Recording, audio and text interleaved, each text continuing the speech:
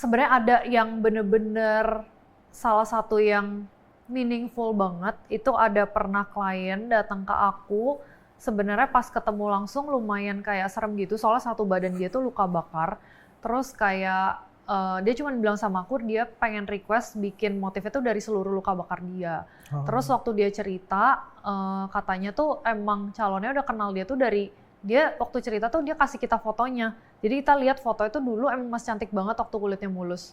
Terus waktu dia udah kita ketemu sekarang tuh mukanya juga udah luka bakar semua. Jadi seluruh muka sama seluruh badan.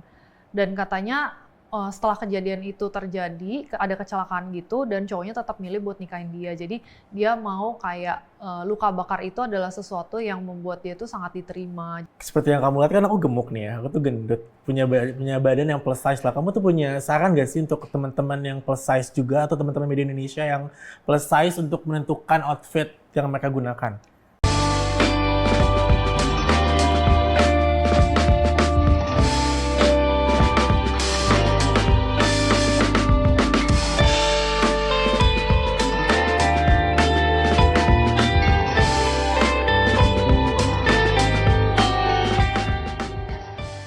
Halo Sobat Media Indonesia, senang sekali bisa menyapa teman-teman di Nunggu Sunset bersama saya Malik Johansyah.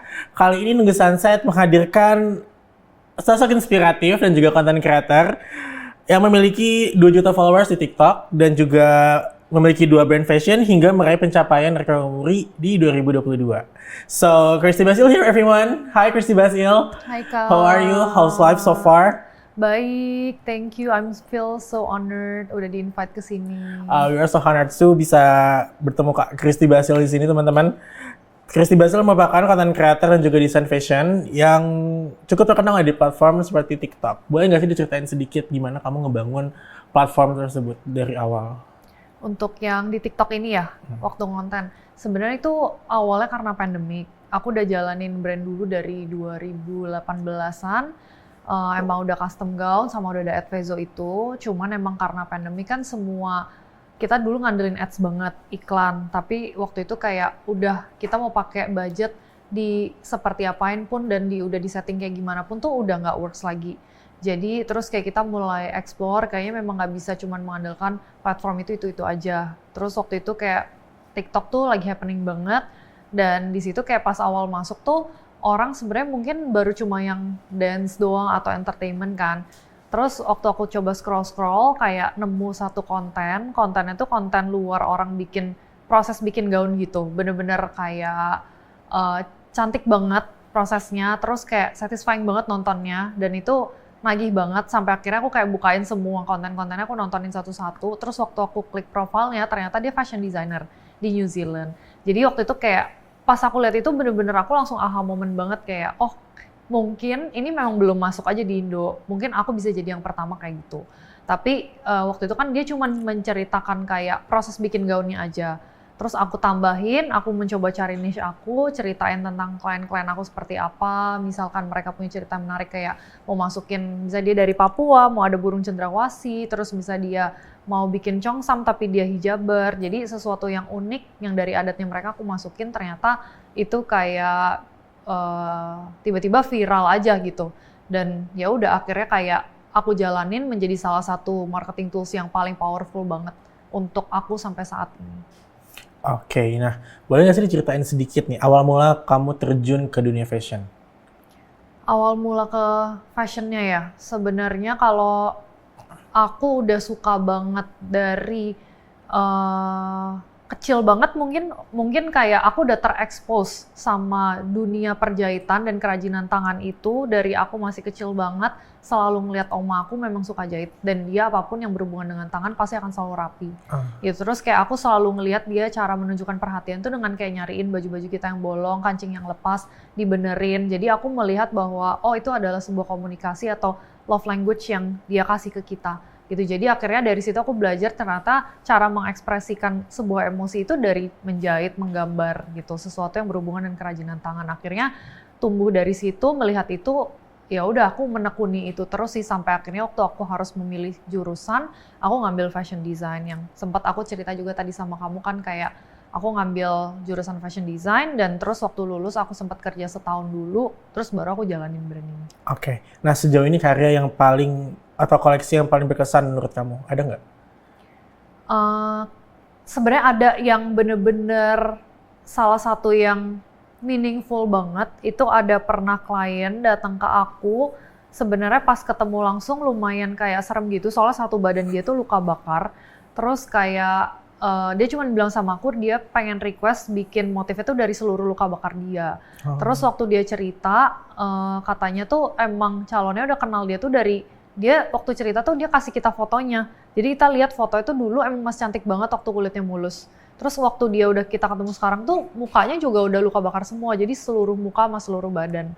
Dan katanya setelah kejadian itu terjadi, ada kecelakaan gitu, dan cowoknya tetap milih buat nikahin dia. Jadi dia mau kayak luka bakar itu adalah sesuatu yang membuat dia tuh sangat diterima. Jadi itu sesuatu yang dia rayakan. Makanya menurut aku motif luka bakar itu meaningful banget. Salah satu yang meaningful banget. Wow, oke. Gimana tuh? Ceritain dong waktu kamu ngeproses ngebuat desainnya kayak gimana? Proses bikin desainnya lumayan challenging sih, soalnya kan jadi kita pakein dia bahan transparan dulu di badannya. Cuman pakai korset-korset gitulah, tapi waktu kayak bahan transparan itu udah dipasang, kita gambarin satu-satu sesuai dengan luka bakarnya. Terus kita ngambil kayak ada kayak aplikasi-aplikasi gitu, kita tempelin sesuai dengan semua yang ada di badannya aja sih. Jadi benar-benar menutupi seluruh lukanya, dan kalau udah jadi gaunnya ngebentuk luka bakar dia, dan luka bakarnya jadi motif yang cantik banget. Oke, that's cool. Nah, kan tadi kamu udah ceritain juga kamu punya brand by Christy Basil dan juga Advezo. Boleh nggak sih diceritain kenapa kamu memilih membangun dua brand tersebut? Kenapa nggak cuma satu? Atau kenapa nggak tiga? Kenapa nggak empat?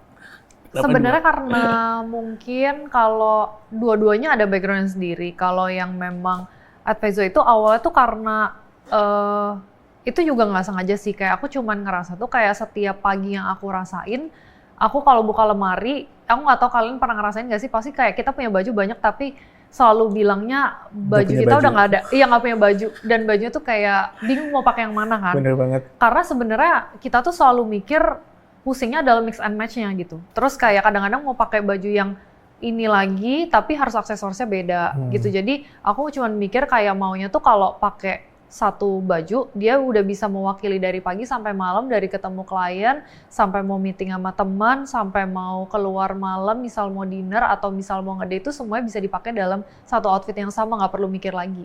Gitu. Jadi kayak nggak perlu dipakein aksesoris apa, dengan detail itu udah cukup gitu, yang minimalis. Jadi akhirnya aku bikinlah dress-dress Advezo ini, yang sebenarnya aku pakai sendiri untuk aku fitting dan ketemu klien. Tapi ternyata responnya tuh positif, orang jadi nanya kayak, beli di mana, akhirnya aku bikin sendiri, aku keluarin sendiri jadi satu brand lagi yang Advezo. Oke, berarti salah satunya nih pakaian yang lagi kamu pakai. Iya, bener. Ini dari mana? Advezo atau dari Advezo? Boleh nggak ceritain arti dari desain ini? Kalau yang ini sebenarnya ready to wear aja, jadi kita cuman bener-bener explore aja sih dari yang emang desain-desainnya yang minimalis, tapi ada detail-detail dikit yang bisa kayak versatile lah, praktis gitu makanya. Oke. Nah, tadi kan udah diceritain nih proses-proses dan lain-lain gitu ya. Waktu ngecatat rekor muri nih, boleh nggak diceritain tantangan terbesar yang paling kamu hadapi waktu itu? Pertama banget, sebenarnya aku nggak nyangka banget kayak aku bisa collab sama TikTok di Serunya Indonesia sampai bisa masuk rekor muri itu. Karena awalnya aku cuma mikir pengen bikin fashion show kayak biasanya aja. Terus ngobrol-ngobrol sama TikTok, mereka juga pas banget lagi ada campaign yang gede banget. Waktu itu acaranya di Tribrata.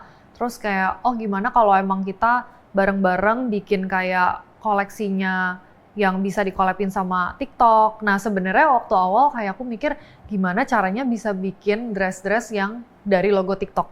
Karena mereka bilang warnanya harus dari logo TikTok gitu, yang TikTok banget.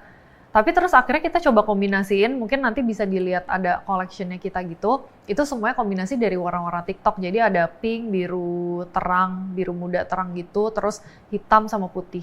Jadi kayak mix dari 4 warna itu. Terus kayak waktu itu idenya karena mau masukin ke rekor muri, jadi aku pikir, oh ya udah kita cari aja, kan ulang tahun yang ke 77 waktu itu. Terus ya udah kita cari 77 muse. Jadi rekor murinya waktu itu fashion show dengan most fashion muse atau creators gitu. Jadi newsnya ada 77 orang. Dan rata-rata mereka content creators sih. Dan itu online ya, virtual katanya? Itu online offline. Kita Ada lakuin offline dua-duanya, benar. Oke. Itu gimana tuh? Bikin runway virtual, terus juga ada offline-nya, ada penontonnya. How do you feel? Lumayan challenging itu sih, karena pertama ngumpulin orang 77 itu banyak banget, dan untuk mereka bisa bener-bener on time di jalan di waktu yang bersamaan, terus ngatur kayak styling bajunya juga, biar kayak dengan model yang nggak begitu, desain yang nggak terlalu banyak, tapi bisa dipakai semua dan nggak kelihatan repetitif. Tuh, terus ya itu sih, tapi kebetulan karena memang TikTok udah ngadain event serunya Indonesia itu, jadi kita sekalian ngadain itu di sana. Berarti kan itu kan ada 70 runners ya. Itu kamu kurasi sendiri atau gimana? Iya, aku pilih sendiri. Kamu pilih-pilih sendiri? Iya. 70 itu? Rata-rata emang kayak dari teman-teman creators aku ajak, terus habis itu yang kayak kita pernah collab, atau dari brides aku juga. Oh gitu, latihannya gimana itu kayak gitu, latihan runway-nya? Sempat pastinya nggak bisa kayak dari jauh hari gitu. Jadi kayak kita udah kasih online briefing dulu, habis itu baru kayak di hari hanya kita cuman bilang bakal ada GR, jadi harus datang lebih cepat. Terus kita sekarang ada tapping online-nya kan, jadi tapping online-nya tuh sekalian buat GR mereka, karena kan tappingnya bisa diulang. Oke. Nah, aku dengar-dengar kamu tuh masuk Prestige 40 under 40, benar? Gimana rasanya kamu dapet itu? Nggak nyangka juga. Sebenarnya bener-bener semua itu aku jalanin apa adanya, terus kayak aku nggak ngerti tiba-tiba ada aja peluangnya.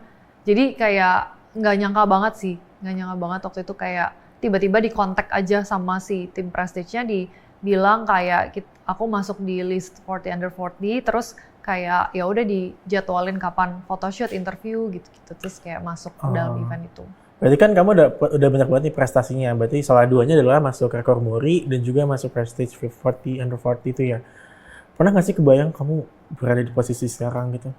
Nggak nyangka. Bener-bener nggak sama sekali. Apalagi aku sempat mention sama kamu dari awal tuh, kayak aku bener-bener orang yang di belakang layar banget. Dari awal aku bikin brand itu 2018, aku tuh emang suka banget justru setting-setting iklan yang bener-bener di belakang laptop banget anaknya. Terus aku bener-bener anti banget di sosmed. Tapi nggak tahu gimana, pokoknya kayak waktu pandemic hits itu, aku menyadari banget bahwa orang kalau di dalam bisnis itu memang mereka akan selalu lebih tertarik sama interaksi kepada manusia dibandingkan barangnya. Jadi mau gimana pun nggak akan pernah bisa kayak kita cuman jualan produk aja. Kita harus punya kayak, kita harus ada human-nya gitu di balik si barang itu. Dan kan USP-nya juga udah berubah dari unique selling point yang orang fokus ke produk, jadi kayak unique story point yang orang lebih fokus ke story behind the product sih. Oke. Nah, kan kamu kan tadi bilang kamu tuh biasanya kerja di belakang layar. Boleh nggak diceritain seberapa lama kamu tuh beradaptasi di depan layar? Akhirnya kamu masukin frame ke TikTok kamu, sampai TikTok kamu sebesar sekarang gitu. Itu benar-benar proses yang sulit banget ya menurut aku. Meskipun kayak orang bilang cepet banget tiba-tiba jadi, tapi proses yang aku jalanin untuk sampai ke sana, aku ngerasa tuh kayak nggak mudah, itu berat banget. Jadi soalnya dari yang mungkin pertama banget aku bikin konten itu nggak ada akunya, sampai terus habis itu mungkin gini sih, kayak rasanya sampai udah kelihatan responnya nyaman dan positif dari audiens, baru aku mulai kayak bertahap gitu loh. Habis itu baru aku mulai ada muka, tapi muka aku selalu pakai masker. Jadi kalau misalkan mungkin kayak sebelumnya udah pernah lihat konten-konten yang dulu banget, itu kayak aku memang selalu bikin kayak konten itu aku selalu pakai masker karena aku nggak pengen kayak kelihatan muka gitu kan. Terus habis itu udah lebih lama voice over juga. Voice over itu sebenarnya pas awal dulu bukan suara aku. Jadi suaranya aku voice over, tapi aku kasih sound effect gitu loh, voice effect gitu. Jadi kan suaranya bisa berubah karena entah kenapa aku nggak bisa merasa pede dengan suaraku sendiri. Jadi suara aku sendiri nggak pede, dengan wajah sendiri nggak pede, jadi selalu pakai masker terus pakai sound effect. Terus habis itu kayak udah lumayan bertahap cukup lama, baru kayak mungkin setelah udah mulai pandemi reda tapi kontennya juga udah jalan banget, baru aku mulai nggak pakai masker. Terus kayak aku ngambil kelas banyak banget untuk belajar yang namanya voice over. Itu ada kelas voice over, ada kelas untuk belajar intonasi, itu kayak aku ngambil banyak banget sampai aku pede kayak oke, kayak mungkin aku udah mulai bisa mengerti gimana voice over yang enak dan dengan suaraku sendiri aku bisa nyaman. Oke, nah menurut kamu nih kunci agar brand lokal tuh bisa bersaing di industri fashion yang kompetitif? Karena kan di TikTok sendiri tuh udah banyak banget kan yang desainer TikTok yang booming juga kayak gitu. Nah, kamu tuh gimana sih cara kamu bersaing dan juga tetap ngebangun your brand di TikTok? Sekarang sebenarnya menurut aku tetap sama, kalau buat aku yang paling penting itu harus research banget. Jadi sebelum memulai mungkin udah lihat dulu ada platform baru apa, desainer lain siapa yang mungkin nomor satu di bidangnya, atau brand apa yang spesialisasi, kayak apa yang dia spesial di bidangnya dia gitu. Itu yang harus selalu aku jadiin benchmark. Jadi habis research aku benchmark, habis aku mendapatkan benchmark ini, misalnya dia paling bagus nih bikin desain pakai satinnya, yang ini bagus pakai payetnya, yang ini kayak bagus untuk kayak pemilihan muse-muse untuk dia collab-nya, terus kayak yang ini bagus kalau dia bikin campaign, yang ini bagus bikin storytelling. Nah itu kita modeling dari mereka, modeling, terus kayak kita harus trial and error terus sampai kita nemuin niche-nya kita tuh gimana. Oke. Tapi kamu tuh kalau kayak gitu-gitu tuh dapet inspirasi dari mana sih? Apa nge-scrolling aja di TikTok kah atau gimana? Atau kayak gimana sebelum kamu bikin konten, bikin fashion design kayak gitu-gitu?